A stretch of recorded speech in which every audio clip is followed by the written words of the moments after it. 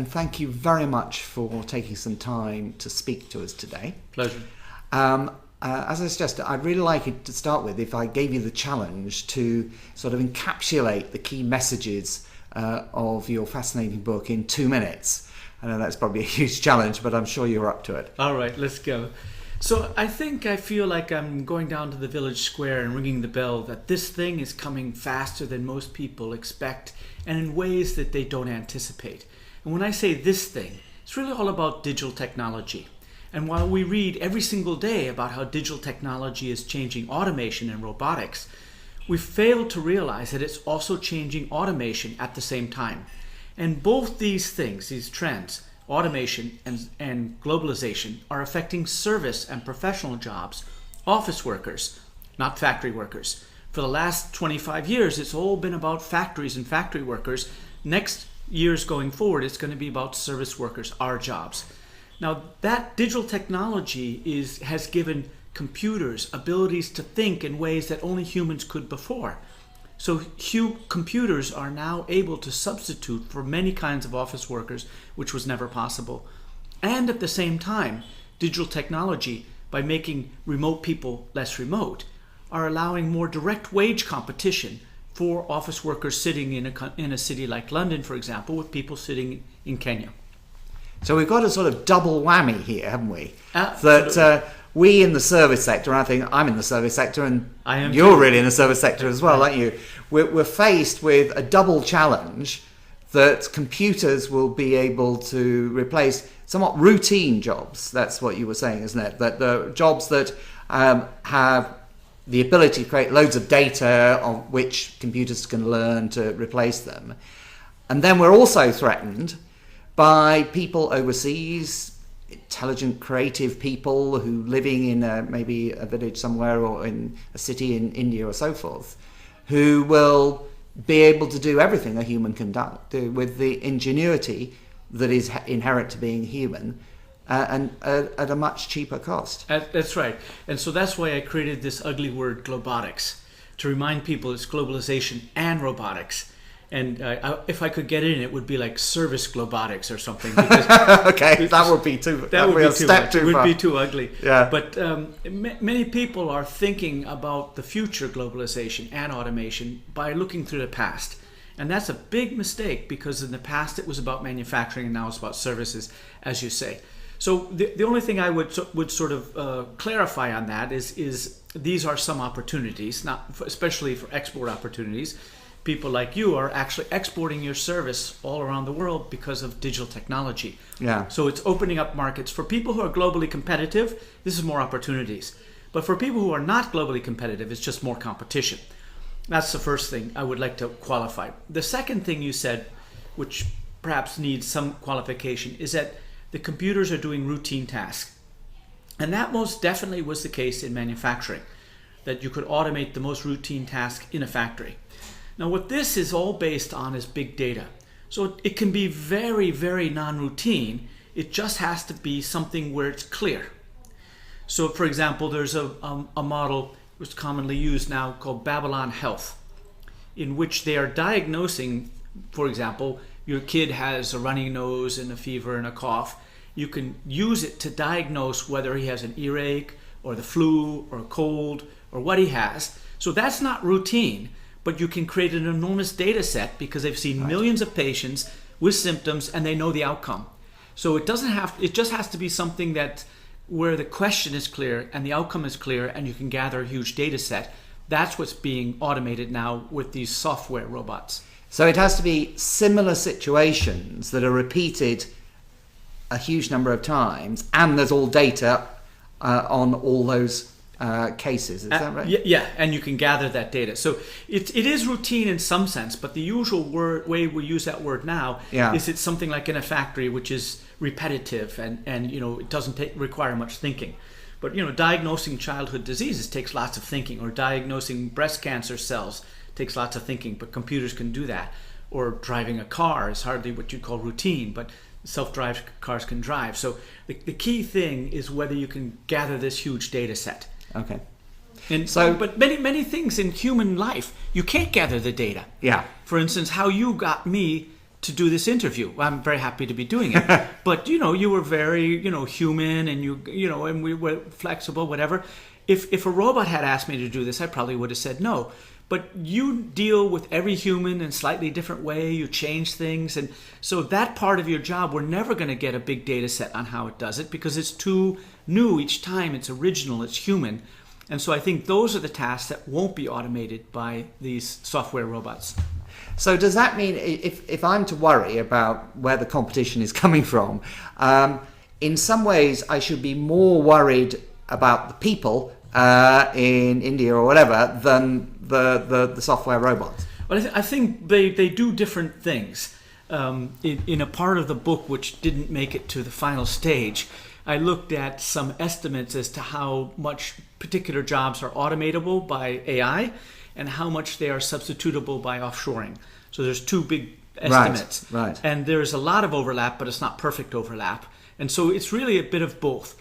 When you think about competing with foreigners sitting abroad who are talented and much lower cost, the question is, do you have to be in the same room for that task? And as you know, and we all know in our own service jobs, some things you really do have to be in the room with the people, or at least it makes it radically easier to actually be in the same room. And those are the tasks that can't be done by telemigrants. So some things require humans be together at the same time. A lot of times they say innovative activity requires actual face-to-face, or managing or motivating, educating. You actually have to be face-to-face. And then there's a whole set of jobs where humans have to be in the same room with a machine, some sort of machine. So those kind of you must be in the room kind of tasks won't be replaced by the telemigrants, because although they can check you into a hotel or diagnose what's wrong with your car, they can't actually be in the same room. And sometimes that matters. But I suppose things like Skype and Zoom and these things are becoming more and more sophisticated, aren't they? And so you can hold a workshop online, you can break people into groups, you can do all sorts of things like that. Yeah. So that you're in the same online room, not the same physical room. Yeah. Yeah. So that there's definitely the line is blurring between whether you are or you aren't. But I got to read a lot of psychology for this book, and when I was trying to figure out what requires you to be in the room.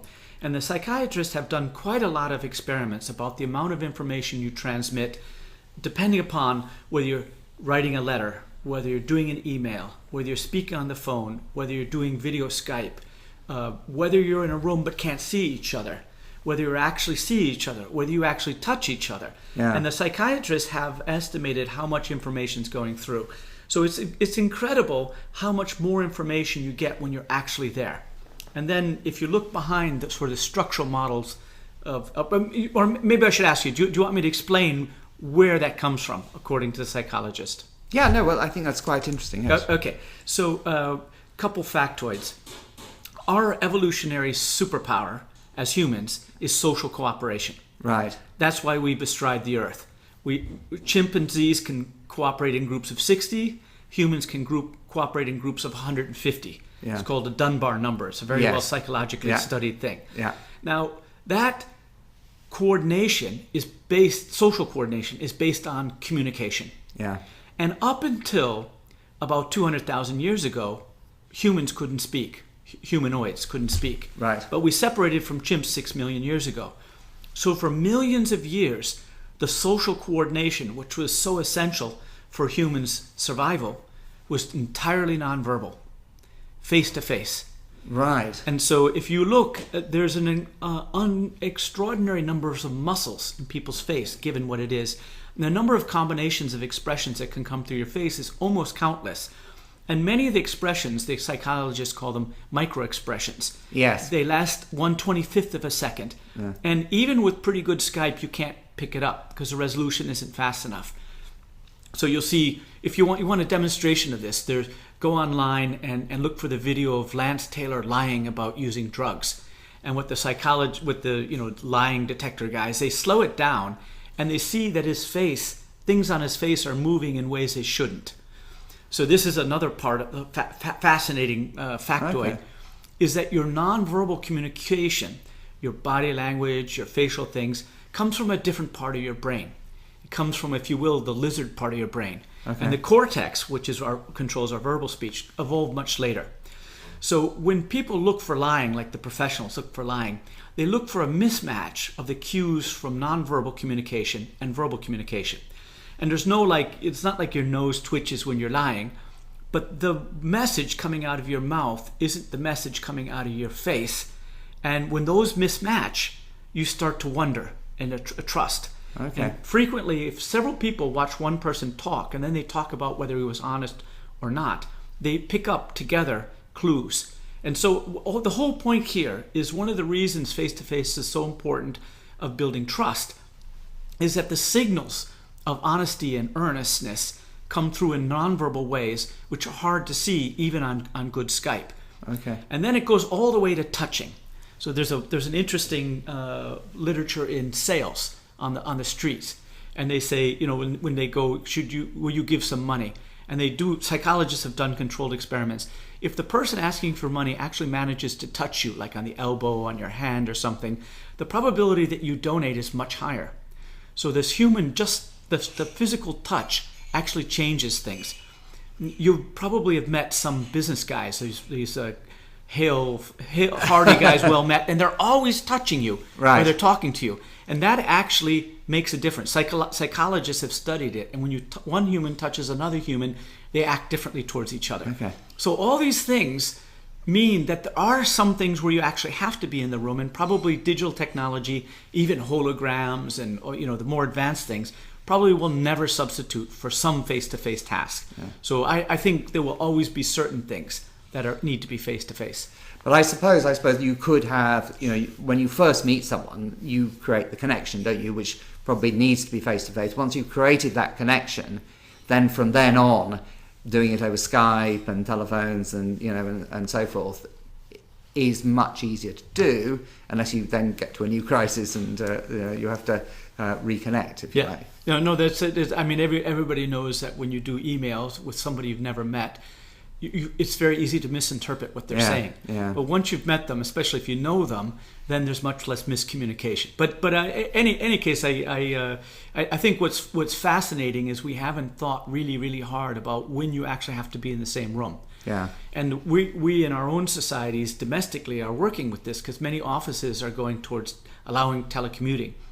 And they allow this telecommuting, and maybe it doesn't work so well, so they do less, or they say you have to come in for the staff meeting on Monday no matter what. And so people are struggling to how to arrange this.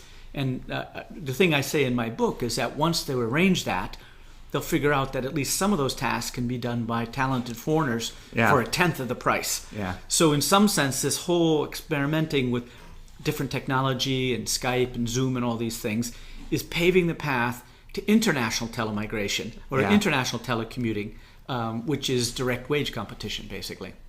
So, although you say you're in the sort of town square ringing the bell of warning, I detect it's not, there's still a lot for us to hold on to in terms of what we can provide in terms of the sort of talents we have as service people of being there and beating both the computers and the foreigners. Is that? Yeah, absolutely. So I'm an optimist in the long run. Naturally, I'm an optimist. So I'm trying to come to an optimistic outcome. But I think it's logically correct. So basically, as an economist, I believe that all the jobs we need will be created eventually, because human ingenuity is boundless. Yeah. And if you look like when we moved from farms to factories, we created jobs that people never even heard of. Yeah. People left the farm were making electric fans even though they'd never heard of electricity or an electric fan. And the same thing when we went from factories to offices. We ended up creating entire sectors. Telecoms was a very small sector in the 1970s, and it's an enormous employer now. There was no web development. There was no social media optimization experts. There was just huge numbers of things we couldn't even imagine that we would need, and now we need them. So I believe that all the jobs will be created. But you can ask, what will we be doing in those jobs? Yeah. And I think the key is that we can't compete with artificial intelligence, this machine learning things. So if they have that capacity, let's say, like for instance right now, machine translation of languages is very good. If machines can translate it, humans won't, or at least at the 90%, if you're translating Shakespeare, you're going to need the human professor. But for most of the business things, it'll be done by machines. So whatever we do in the future, we'll be doing things that AI can't do. And as it turns out, if you look at things like the McKinsey Global Institute called A Future That Works, they say, what can current AI do? And if you look at what it can't do, it's the most human of tasks. So it's creativity, curiosity, innovation, providing empathy, applying ethics, dealing with unknown situations, managing large groups of people, educating children, for example, taking care, giving care to people who need care. Those things cannot be replaced by AI, at least with current technology. Who knows what's going to happen in 50 years, but who cares? Next 5 or 10 years, those won't be replaced. So whatever the jobs of the future are, will involve doing a lot of those tasks. Maybe other stuff too, but that will be the anchor. In essence, people who have a lot of heart won't be competed away by these computers who have very specific types of thinking skills. So those future jobs will involve lots of human things. Moreover, remote intelligence is what I call these telemigrants or international telecommuters. Remote intelligence can only do certain things. Remote intelligence can't be in the same room. Yeah. And there are certain parts or certain jobs that require you to actually be there in the same room with other people or other machines, and therefore the jobs of the future will be doing a lot of that. So the future jobs will be more human, more local, since we'll be so productive because the robots are doing so much, we'll be richer. So I believe it's a very good future. It's just the transition which is going to be a bit of a bother. In terms of this sort of optimism, I mean, one of the sort of stories about the last wave of globalization. Just one second. This mute light is on. That's okay. That's working. If it's fully on, if it's flashing, it's not. No, it's fully on. That's good. So I'll start again. Yes, one of the well-rehearsed impacts of the last phase of globalization, where obviously a lot of manufacturing jobs moved to places like China and we moved to more of a service economy, was the reduction of the ability of workers to organize. And we saw the power of the unions fading and so forth. And this has been associated with the increasing levels of inequality, the fact that the returns to capital have been going up, whereas, for instance, in the US, the levels of wages have been very flat or down for lots of people, and similar here. So you see a sort of difference in that there's increasing wealth on average, but the distribution has changed dramatically. So if that's sort of been a trend over the last 30, 40, 50 years, with this new phase of globalization, how do you see that affecting, A, the ability of workers to organize, the distribution of returns to capital versus labor? Particularly, I mean, if we take Google, employs very few people, huge profits. I mean, could it be even more of that capital who controls the technologies and so forth is going to be taking most of the returns, whereas the workers are going to get a lot less? Right. So let me answer that in two phases, and the first one won't make it to the final cut. When you say that capital is taken against labor, I think that's a misunderstanding of what's happened.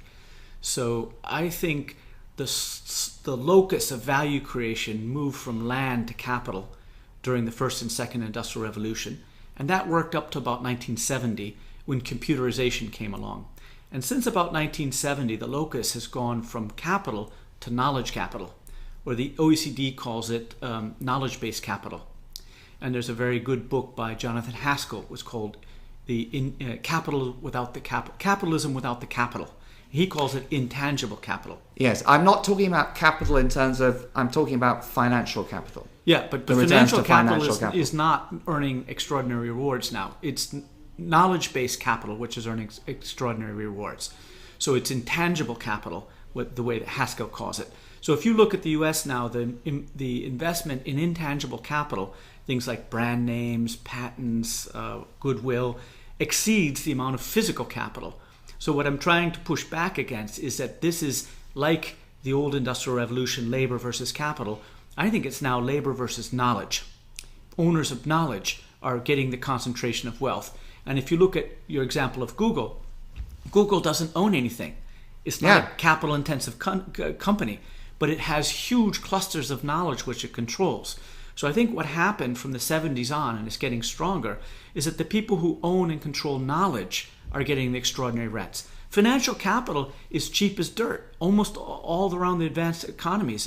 But firms are making profits. Firms who have knowledge clusters are making the extraordinary profits, not the ones who own oil companies or own oil wells or make cars or things like that. So just that's a little. But how does that relate to inequality in the terms of levels of inequality? Because so it doesn't change much because it's knowledge capital rather than capital, and the knowledge is even more concentrated than the capital. So I agree. So it actually increases. It tends to pressure increased inequality. It is increasing. That has been going on. The second part, or another element of that, is the idea that this new AI will change the income distribution in importantly different ways. And let me take a long running start to the answer I want to get to. So I view there have been, we're in the middle of we're at the very start of the third big economic transformation of our economies. The first one was from the farms to the factories, and it was sparked by mechanical power. So mechanical power, like I say in the book, it took the horse out of horsepower and put the power into manpower. Yeah. So mechanical power gave people who work with their hands incredible new tools, and it was like giving them super muscles. But you needed a human to run the drill press and this equipment. So humans were manual workers were complementary with these incredible new tools. So eventually it led to a compression of inequality because the hand workers were behind income, the head workers, and this new technology going up to about 1970 made hand workers more productive and head workers only indirectly productive. So that was the first one. And we got a compression because of the nature of the technology and who it helped. The second one, when we went from factories to services, the computerization created better substitutes for people who work with their hands and better tools for people who work with their heads, but you needed a university education to use those tools. So it was a skill twist which was fundamentally inequalizing, while the previous technology breakthrough was equalizing. Now, what I think we have to think about now is that this new machine learning and AI is creating new substitutes for certain types of thinking. And that type of thinking is not concentrated in the lower middle skill range. It's concentrated in the high skill range. So doctors, for example, if you take an app that diagnoses diseases or an app that reads through legal material, looking through contracts, looking for inconsistencies. So they have AI platforms like that. Now, if you take that kind of knowledge, which normally would have taken 20 years of reading and writing and law to do, and now the thing, you just throw in the documents, scan it in like it's a photocopier, and it can process these things. That's giving more knowledge, more tools to average workers. It's also helping the high end, and they will do well too, but proportionally less. So think about a powerful diagnostic tool for medicine.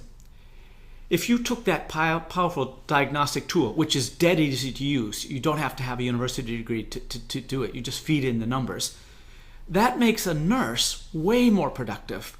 It makes a doctor a little more productive. So I think deep down, these are creating good tools, mental tools for average people. And I think very soon we'll start to call it augmented intelligence, not artificial intelligence. And just remember, it's just dead easy. All this stuff is dead easy to use. A lot of times we're using it, we don't even know we're using it. But that will then help, I think, will create a whole new middle class. I think it will create a range of semi-professional jobs. A profession that's not quite a doctor, not so many years in university, but a little better than or more capable than a nurse, or not as sophisticated as an architect who has 10 years experience, but more than a draftsman, something in between a lawyer and a paralegal, between an engineer and the road boss. These AI tools will give the average workers the ability to process and deal with situations that they couldn't before. But there's a difference between, I suppose, the skills people bring and what they provide, and their ability to capture the value of what they've done. So you talked about the fact that things that machines won't be able to replace are the sort of caring, the sort of human contact. But the people who do those sort of things are notoriously badly paid.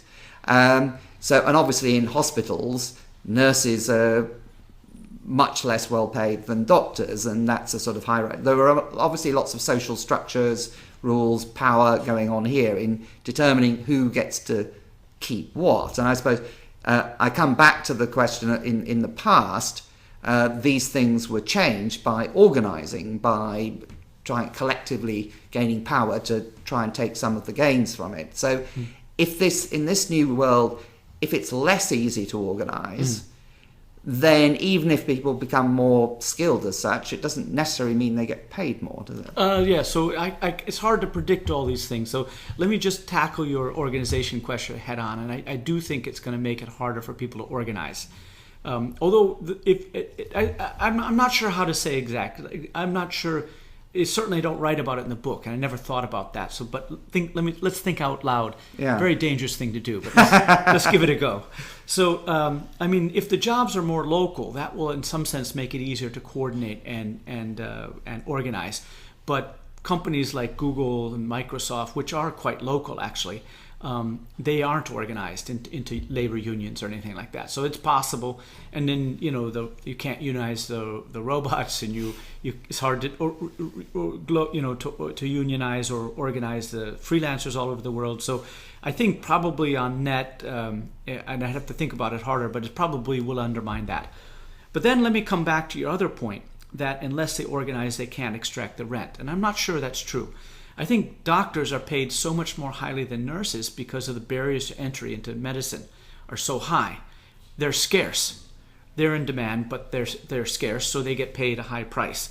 Whereas nurses, it's much easier to come in, so you can make more nurses with much less training, and many more people have the mental capacity to become a nurse than to go through all that math and science and become doctors. But ultimately, your pay is based on how productive you are. And if, for example, nurses all of a sudden start being able to do large parts of doctors' jobs, the nurses become more valuable, the doctors become less valuable, less scarce. And so I think there could be an equalization of wages. So ultimately, as an economist, I think wages are set on your value of your marginal productivity of output. And so if you're very productive and what you're selling is worth something, then your salary goes up. And that's why I started with this inequality, the decrease in inequality from 1870 to 1970 was enormous, and it lasted a century. And it was because it was giving tools to people who work with their hands, not people who work with their heads. So you think it's more, as an economist, you see more it's a sort of market than an institutional, because I suppose this is the institutional analysis is it's about unionization, about organization, about demanding rights and status and safety and all these things and all the political movements, whereas you would analyze it more in terms of how productive people are. Yeah. So I don't want to deny that institutions are important, and I think this globotics transformation will lead to some social reactions, and we'll have to organize work differently. We'll have to organize our social system. So much of our lives and are based on our job. In the book, I call it, we live in a world of job-centric capitalism. Almost everything from your social welfare benefits, your standing in society, to what you do with your day is based on the job you have. But we're going to a world where the jobs are fragmented and precarious, and maybe you'll be working for 2 or 3 people at the same time.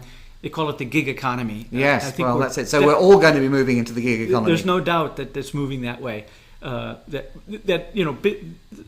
think the analogy I like is companies like Snapchat, when it went public, and I think it was worth a quadrillion dollars or something when it went public, had only 300 employees. Yeah. But those 300 people sat in the same building, and it was a multidisciplinary team, all devoted to Snapchat for no other reason that they had stock options. And so they were devoted to the company, and they were working together.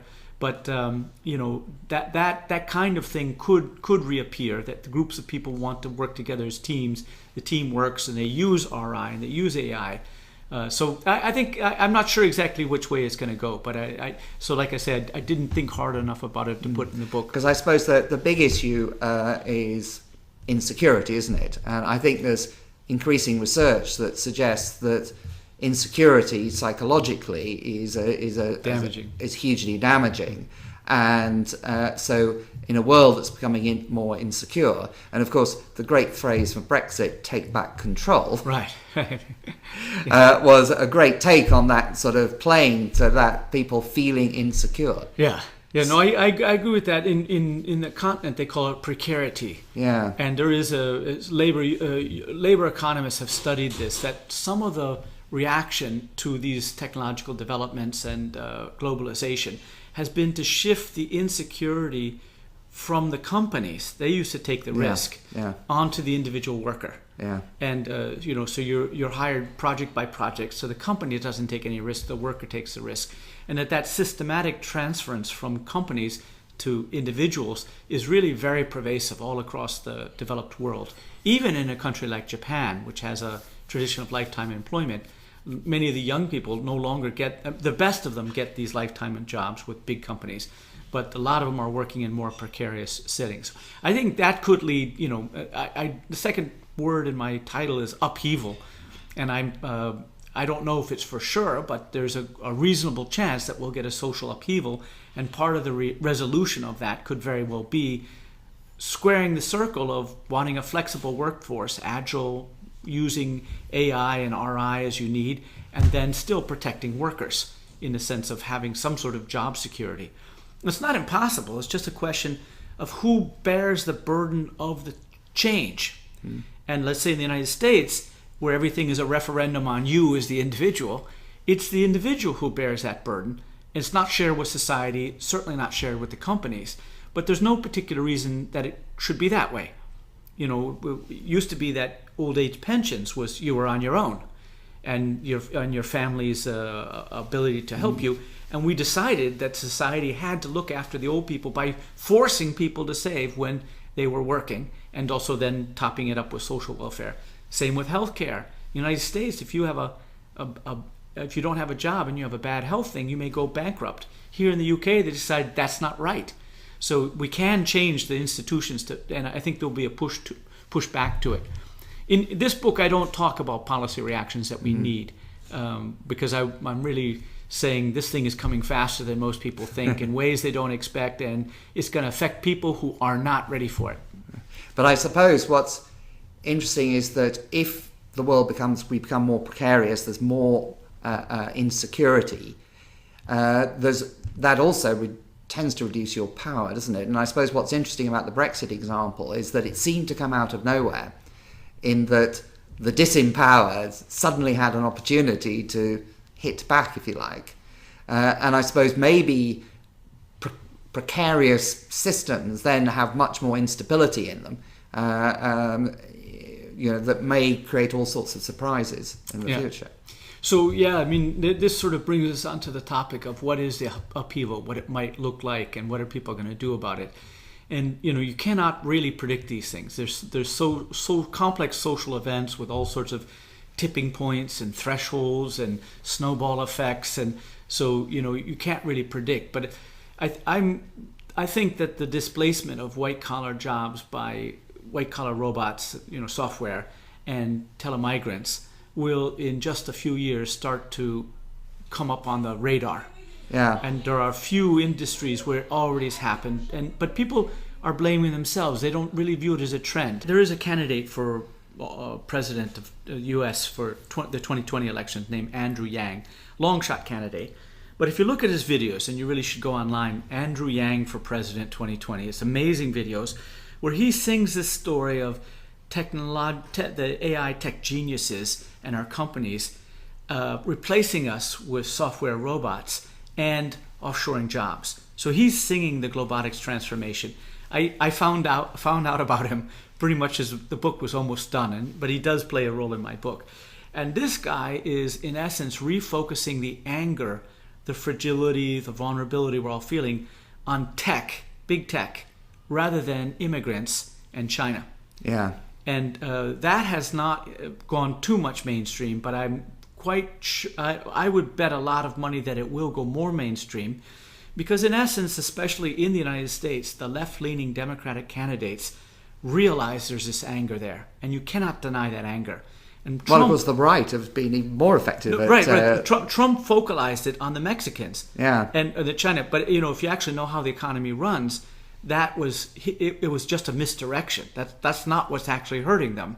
It was in the manufacturing sector. It was some combination of globalization and automation.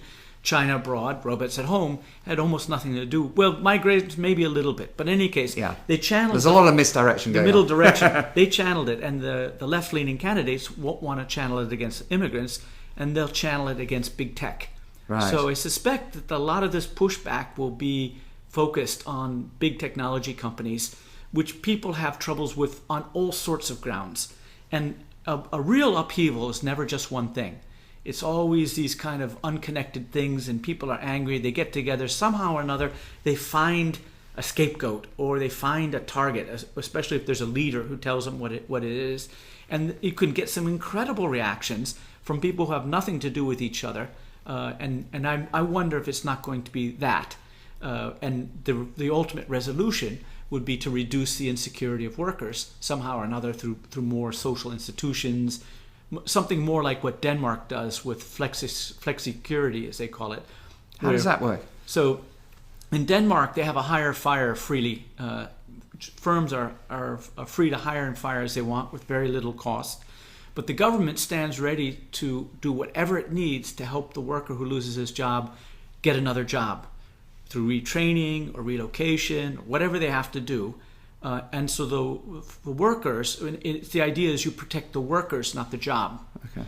So the companies take the tech, they adjust as they need, and then the adjustment costs are shared with society, not just on the workers. But that doesn't. That seems to deal with a more old-fashioned situation where people have one job, lost it, and got another. But the future world that you're talking about, whereas we have multiple contracts changing all the time, so we're neither unemployed nor employed. We're living in this world of continuous change and security, sort of the world banging around. So how do you deal with that? Well, so I hadn't thought of that. I was definitely thinking about the past. You lose your job and they retrain you to get another job.